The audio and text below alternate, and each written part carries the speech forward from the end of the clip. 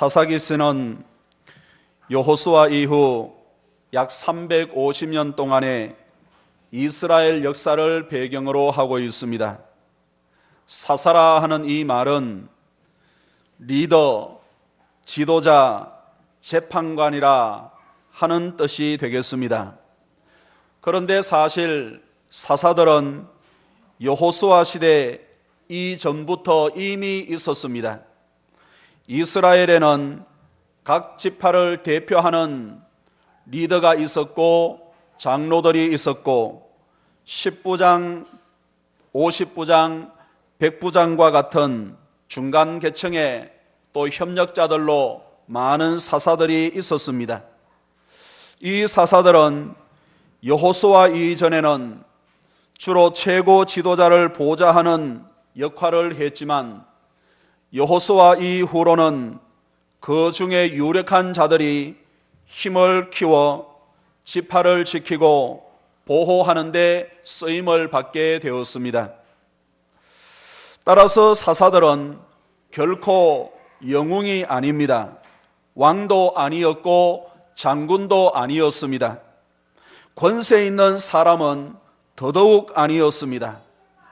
섬기고 봉사하는 사람들, 요즘 교회로 비유하면 마치 기관장이나 구역장과 전도회 회장과 같은 사람들이라고 하겠습니다. 그들 사사 중에는 에훗과 같은 장애인도 있었고 드보라와 같은 여성도 있었습니다. 입다와 같은 서자로 출생을 해서 신세를 한탄하며 불량배들과 어울리다가 나중에 사사가 된 사람도 있습니다. 그러나 사사들은 하나님께서 부르시고 세우실 때 순종함으로 사명을 감당한 사람이었습니다. 따라서 저는 사사기가 구원받은 성도의 삶을 가장 잘 보여주는 성경 가운데 대표적인 성경이라고 생각을 해보게 됩니다. 앞으로 여러 시간 사사기를 중심으로 해서 강해의 말씀을 드리고자 합니다. 과거 모세와 여호수아는 주님의 그림자로 위대한 통치자로 백성의 구원자로의 모습을 보여주었습니다. 모세는 200만이나 더 되는 이스라엘을 출애굽시켰습니다. 이어서 여호수아는 요단강을 건너 가나안의 7지파를 다 멸절시키고 이스라엘을 가나안에 정착시켰습니다. 따라서 사사시대 이전의 모세와 여호수아는 성도를 구원하실 예수 그리스도의 모습을 모형적으로 보여주고 있습니다. 사탄을 이기시고 죽음의 권세를 무찌르시고 원수를 물리치시고 부활하여 성도를 구원하고 완성하여 주실 예수 그리스도, 그리고 사사시대 이후 다윗 왕은 주님의 다스리심을 그림자로 보여주고 있습니다. 다윗 왕국은 주님의 재림으로 이루어질 완성된 하늘나라에서 주님께서 어떻게 통치하시는지 그 의와 영광의 모습을 다윗 왕국을 통하여 우리에게 보여주고 있습니다. 따라서 여호수아와 다윗 왕 사이에 사사시대는 교회 시대를 우리에게 보여주고 있습니다. 그리고 사사시대 이스라엘은 신약시대 성도들을 묘사를 하고 보여주고 있는 겁니다.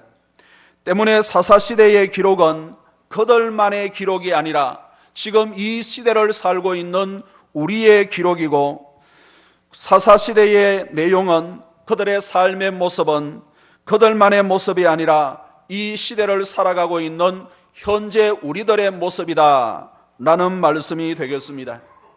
사사기는 여호수아 이후 약 350년 동안 계속되는 원주민들과의 7지파 7족속들과의 줄다리기를 보여주고 있습니다.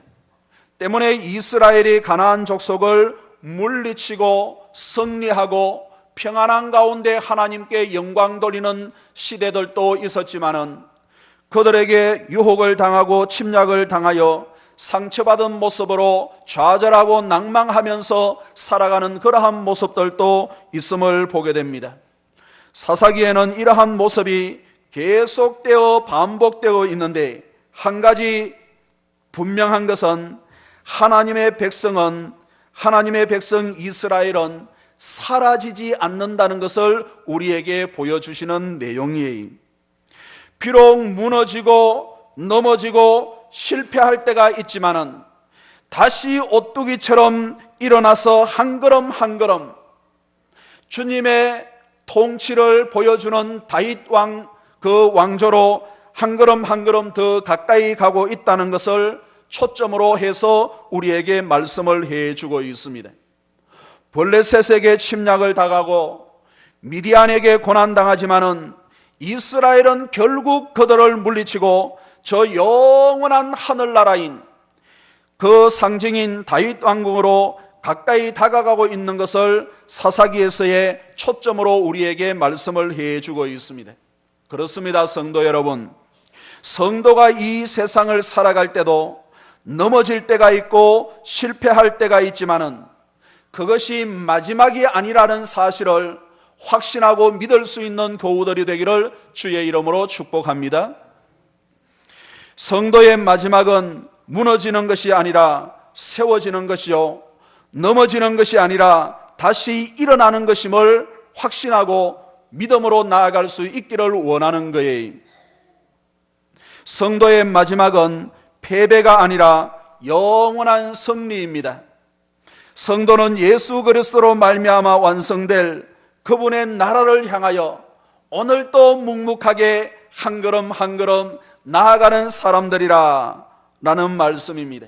성도 여러분, 우리는 여호수아가 가나안 땅을 정복하면서 바로 왕정으로, 왕국으로 들어갔더라면 이스라엘은 아주 강력한 통치 국가를 형성할 수 있었을 테인데 라는 아쉬움을 가지는 경우들이 있습니다.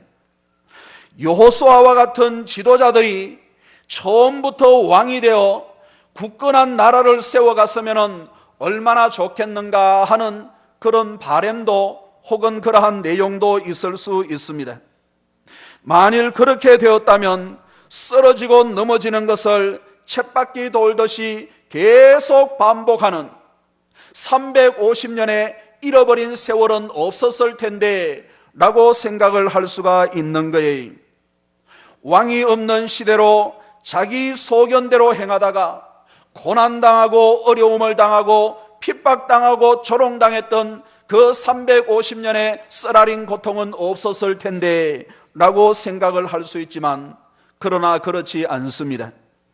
그것은 사사시대의 과정을 지나기를 원하셨던 하나님의 뜻을 살펴보시면 분명해지고 있는 거예요.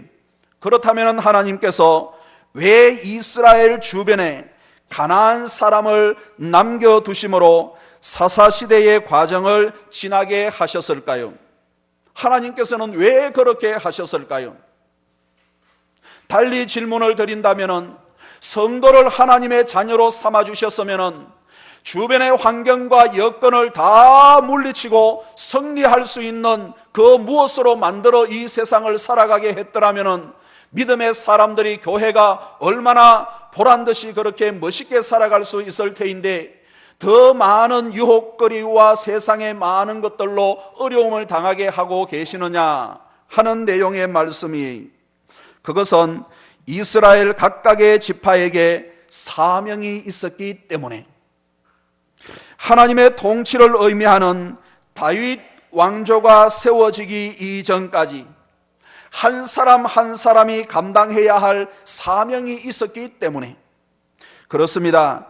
하나님은 은혜로 우리를 구원하여 이 세상을 살아가게 하셨습니다.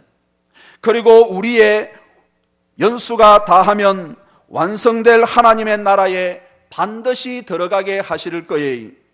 그러나 그동안에 우리에게는 사명이 있습니다. 우리를 구원하신 하나님의 거룩한 목적이 반드시 계시는 거예요.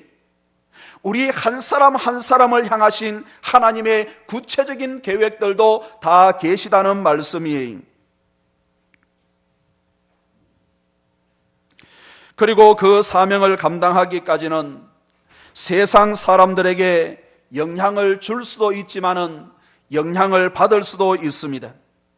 때로는 쓰라린 고통 때문에 아파하는 그러한 경우들도 있습니다.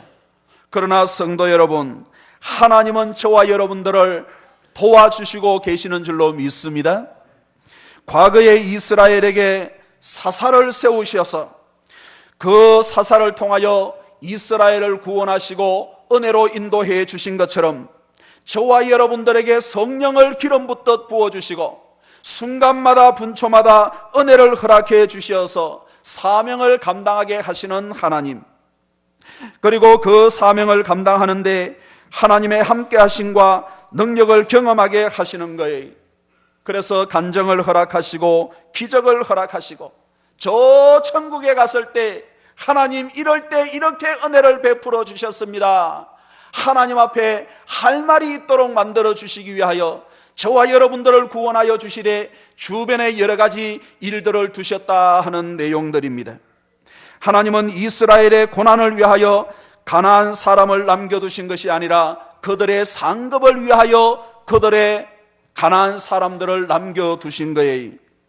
하나님은 성도를 미혹하기 위하여 그 무엇을 남겨두신 것이 아니라 연단하시고 점검같이 훈련하시어서 믿음으로 세워주시기 위하여 여러분 주변에 그 무엇들을 남겨두셨다 하는 말씀이에요.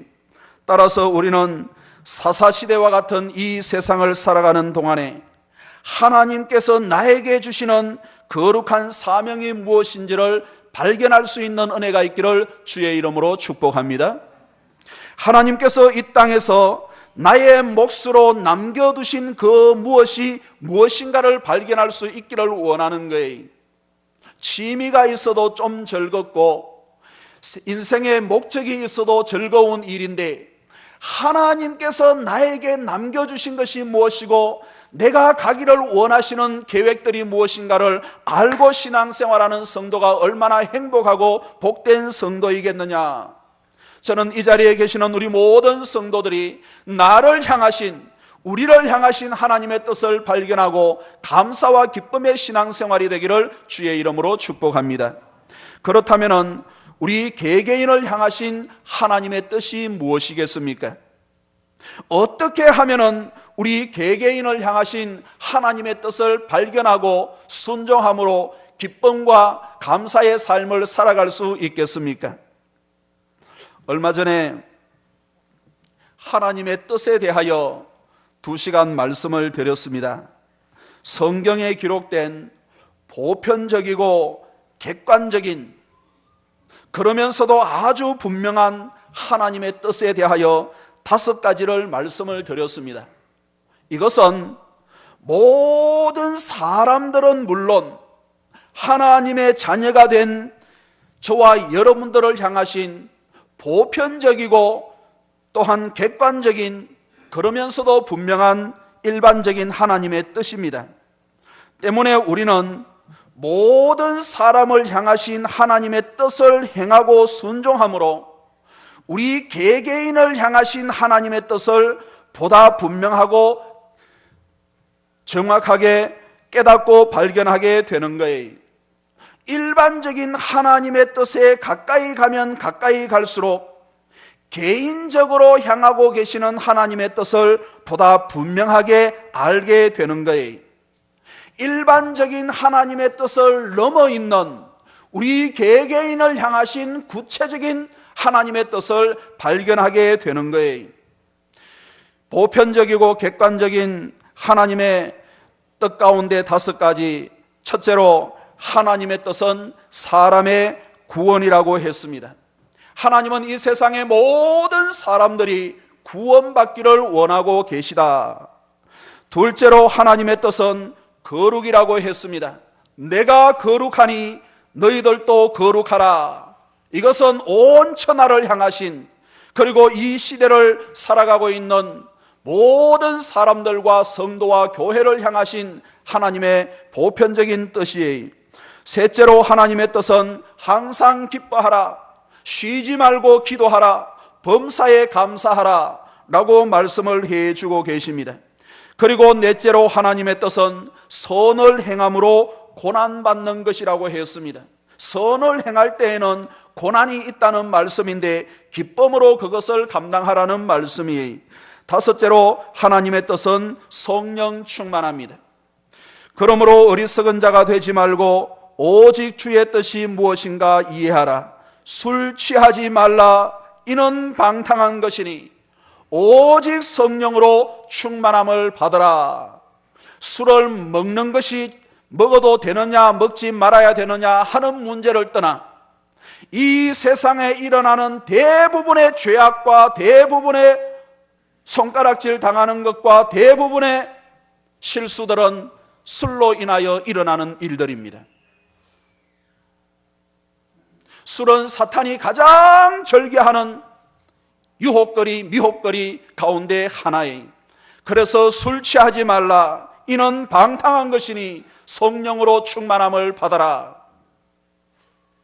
그런데 성도 여러분, 우리 개개인을 향하신 하나님의 뜻은 이 다섯 가지와 아주 가까이에 있는 거예요. 우리 개개인을 향하신 하나님의 뜻은 이 다섯 가지와 함께 자리를 하고 있는 거예요. 따라서 성경의 모든 인물들은 이 다섯 가지와 함께 있는 자기 자신을 향하신 보다 구체적이고 분명하신 하나님의 뜻을 발견하고 순종하여 하나님의 나라에 쓰임받은 모습들을 발견을 할 수가 있습니다. 베드로를 한번 기억을 해 보십시다. 주님께서 그를 부르시면서 장차 사람을 낚는 어부가 되리라. 그에게 구체적인 개인적인 하나님의 뜻, 목적을 말씀을 해 주셨습니다. 그러나 그는 3년 반 동안 예수님과 함께 있었음에도 불구하고 훈련을 받고 있음에도 불구하고 좌충우돌하였습니다. 마지막에는 모든 사람들이 다 주님을 부인하고 떠난다 하더라도 나는 결코 주님을 부인하지 않겠습니다.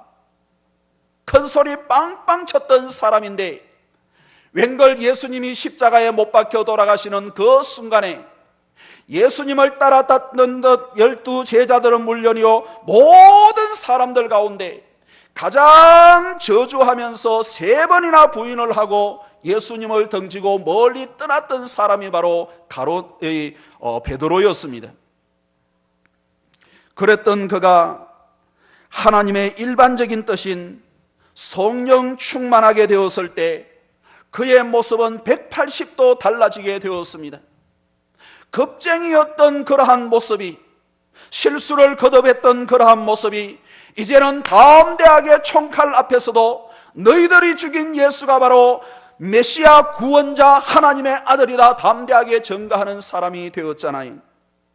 주님의 부활을, 성천을 경험하고 난 뒤에 마가 다락방에서 간절하게 하나님 앞에 기도하는 가운데 성령이 그들에게 불같이 임할 때 이 베드로가 성령 충만하여 보편적인 하나님의 뜻인 성령 충만하게 되었을 때 사람을 낚는 어부가 되게 하리라, 내 양을 치라 먹이라고 하시는 그 구체적이고 그 주관적인 하나님의 뜻에 순종하여 돌이킴 없이 좌충우돌하지 아니하고 그 방향을 향하여 나아가 하나님 앞에 기쁨이 되고 저 하늘나라에서는 지금 큰 상급을 받고 하나님 앞에 영광을 돌리고 있을 거예요. 모세를 한번 생각을 해 보십시다. 40세가 되었을 때 자기 동족 이스라엘을 구원하려고 스스로 일어났던 사람, 하지만 동족을 위하는 선한 일이었는데 애굽 사람을 쳐 죽인 것이 빌미가 되어 살인자로 몰려 저 미디안으로 도망가야 할 피난살이를 할 수밖에 없었습니다. 그러나 미디안 광야에서 장인 이도로의 양을 치면서 또 다른 40년이 지난 후에 하나님께서 그에게 불꽃떨기 나무 가운데서 그에게 부르시는데 내 발에서 신을 벗으라. 내가 선 곳은 거룩한 땅이니 내 발에서 신을 벗으라. 거룩이라는 하나님의 보편적인 뜻을 그에게 말씀을 하셨습니다. 그리고는 그가 신을 벗고 그 가시떨기 나무 불꽃 가운데 점점 더 가까이 나아갔을 때 그는 자신 개개인에게 향하신 하나님의 뜻을 분명하게 깨닫고 저 이스라엘로 애굽으로 다시 내려가 이스라엘 백성들을 광야로 이끌어 가나안 땅에 정착하게 하는 위대한 하나님의 일꾼으로 세워진 것을 우리는 기억을 할 수가 있습니다. 또 한 사람 다니엘을 우리는 기억을 해 볼 수가 있습니다. 앞으로 한 달 동안은 왕 외에 다른 사람이나 신에게 절하는 사람은 저 사자굴에 던져 넣어라 하는 엄명한 지엄한 왕의 명령이 내렸음에도 불구하고 하나님의 일반적이고 보편적인 뜻인 항상 기뻐하라, 쉬지 말고 기도하라, 쉬지 말고 기도하라는 그 보편적인 하나님의 말씀을 붙들고 한 달 동안 숨어서 기도할 수도 있었고 하지 아니할 수도 있었지만은 여전히 창문을 열어놓고 쉬지 않고 기도함으로 사자굴에 들어갈 수밖에 없었습니다. 그러나 그가 쉬고 숨어서 했더라면 사자굴에서 건져주시는 하나님의 영광을 그는 경험할 수 없었을 테인데, 그럼에도 불구하고 쉬지 않고 기도하다가 보편적인 하나님의 뜻에 순종하다가 자기 자신을 통하여 온 이방인들에게 나라가 빼앗긴 상황에서도 하나님께서는 그 민족을 사랑하시고 인도해 주신다는 그 개인을 통하신 하나님의 뜻을 온 천하에 드러내는 장본인이 되었지 않습니까? 이렇게 우리 개개인을 향하신 하나님의 뜻은 일반적이고 보편적인 하나님의 뜻과 함께 있는 거예요. 그리고 그것을 징검다리로 해서 우리를 향하신 아주 구체적인 뜻들을 주님께서는 예배하시고 기다리시고 보여주시는 거예요. 이 자리에 계시는 우리 모든 성도들, 일반적인 하나님의 뜻을 넘어 우리를 향하신 구체적인 뜻을 발견하고 이 시대를 향하신 하나님의 뜻을 전가하며 주님 앞에 든든하게 세워지는 모든 일꾼들이 되기를 주의 이름으로 축복합니다. 마지막으로 사사기서는 사사시대야말로 가장 평범한 사람들이 하나님의 나라를 위하여 가장 크게 봉사하고 쓰임받았던 시기인 것을 말씀을 해주고 있습니다. 광야 모세 시대에는 모세 외에 누가 하나님을 위하여 크게 일할 수 있었겠습니까? 가나안 정착기에 여호수아 시대에는 여호수아 아닌 다른 사람들의 이름은 별로 등장을 하지 않습니다. 다윗 이후의 왕정 시대 역시 하나님께서 정하신 사람 외에는 제사장이 될 수도 없었고 왕이 될 수도 없었습니다. 그러나 사사시대에는 가장 평범한 사람들이 쓰임받았던 시대였습니다. 세상적인 관점으로 보아도 별로 영향력 없었던 사람들이 하나님 앞에 부름을 받고 크게 민족을 위하여 교회를 위하여 쓰임받았던 시대, 바로 사사시대였습니다. 에훗과 같은 장애인 사사가 될 수가 있었잖아요. 드보라와 같은 여성도, 드보라와 같은 아줌마도 마트에 가서 1+1을 보면은 얼굴이 활짝 피어나는 아주 평범한 아줌마 드보라도 사사시대였기 때문에 쓰임을 받을 수 있었던 거예요.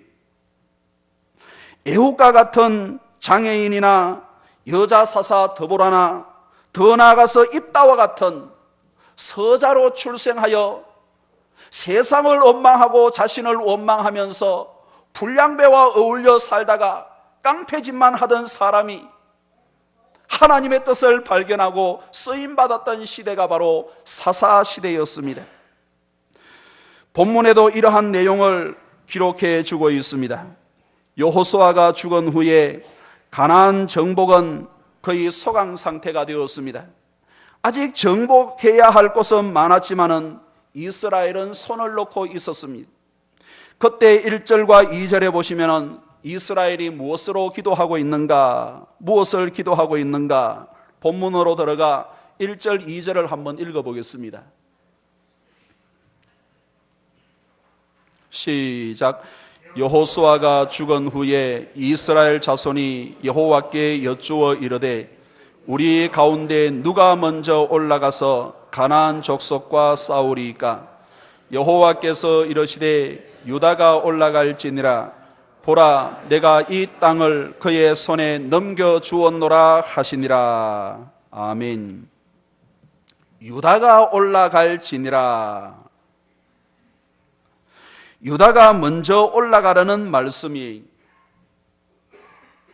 그때 유다는 함께 있었던 지파 시므온 지파에게 함께 올라가자고 하고 있습니다. 우리 3절을 한번 읽어보실까요? 3절 시작. 유다가 그의 형제 시므온에게 이르되 내가 제비 뽑아 얻은 땅에 나와 함께 올라가서 가나안 족속과 싸우자. 그리하면 나도 내가 제비 뽑아 얻은 땅에 함께 가리라 하니 이에 시므온이 그와 함께 가니라. 유다 지파는 이전 광야 시대 때부터 벌써, 아니 아버지 야곱이 살고 있었던 그 시대 때부터 벌써 12지파의 리더로서 역할들을 감당을 했습니다. 지도자 지파가 되었어요. 그런데 그에 비하면 시므온 지파는 별로 두각을 드러내지 않는 아주 평범한 지파였습니다. 사실 시므온은 아주 미약한 지파였어요. 다른 지파들은 전쟁에 나갈 때 군사를 2번이나 점검을 광야에서 했는데 그때 5만, 6만 헤아리는 군대를 차출을 할 수 있을 정도로 지파가 큰 지파들이었습니다. 그런데 시므온은 겨우 한 2만 정도밖에 되지 않는 약한 지파였어요. 그리고 그들은 유다 지파가 분배받은 성읍 가운데 몇 개의 성읍을 얻어서 살아가는 더부살이 신세를 하고 있는 것을 사사시대는 볼 수가 있습니다. 시므온이 분배받은 성읍은 이미 유다 지파가 분배받은 유다 지역의 몇 개의 성읍에 불과한 별로 볼품없는 시므온 지파였습니다.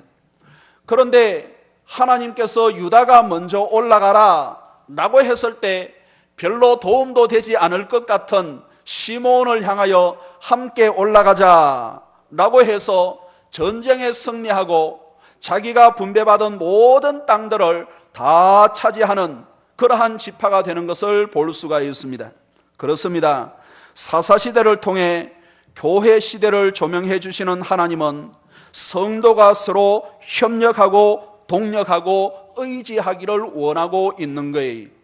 어떤 경우에는 힘이 있어 보이지만은 또 어떤 경우에는 그렇지 못해 보이는 사람이 있다 하더라도 동력하기를 원하는 거예요. 어떤 때는 이 사람이 더 힘이 있어 보이지만은 나중에 형편은 또 어떻게 달라질지를 모르는 거예요. 하지만 여러 사람들이 함께 하나님 앞에 협력하여 하나님의 나라를 세워가고 선한 사업에 힘쓸 것을 말씀을 해주고 있습니다.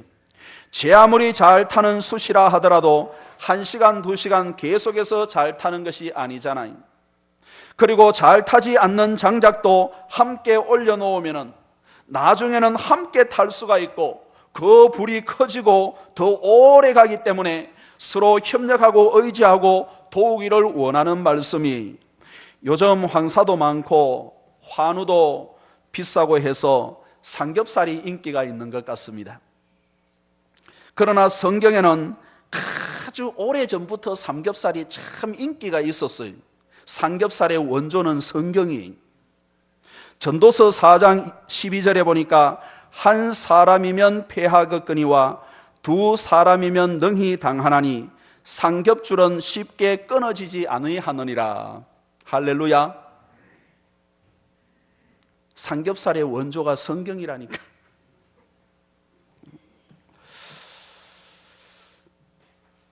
이렇게 함께 하기를 원하고 있는 거예요. 그리고 신약 성경의 많은 서신서에서 가장 빈번하게 가장 많이 나오고 있는 단어 가운데 하나는 서로 함께라는 단어가 되겠습니다. 서로 사랑하며 서로 용서하기를 먼저 하며 서로 짐을 나누어지라 라고 말씀을 하십니다. 서로 감사하며 서로 존중하며 서로 대접하기를 먼저 하라 라고 말씀을 하고 있는 거예요. 이렇게 서로 함께 하는 것은 사사시대 이전부터 있었던 일이었고 교회 시대에도 가장 필요한 자세 가운데 하나인 것을 신약 성경에서 소개를 해주고 있습니다. 그리고 무엇보다 삼위일체 하나님은 창세 이전부터 이 세상을 창조하시고 이 세상의 모든 것을 내실 때에 삼위 하나님께서 각각 단독적으로 독자적으로 일을 하신 것이 아니고 세 삼위 하나님께서 서로 협력하여 함께 일하셨던 것을 볼 수가 있습니다. 창세기 1장 26절에 보니까 우리의 형상을 따라 우리의 모양대로 우리가 사람을 만들고 삼위일체 하나님께서 우리라는 말을 3번씩 사용하면서 그렇게 서로 협력하여 함께 세상을 창조하시고 사람을 만드셨던 말씀을 기록을 해주고 있습니다. 이렇게 천지 창조에도 서로 함께 하셨던 하나님께서 가나안을 정복해도 모든 지파들이 함께 하기를 원하시고 신약시대 교회를 세울 때도 서로 함께 하기를 원하고 계시는 거예요.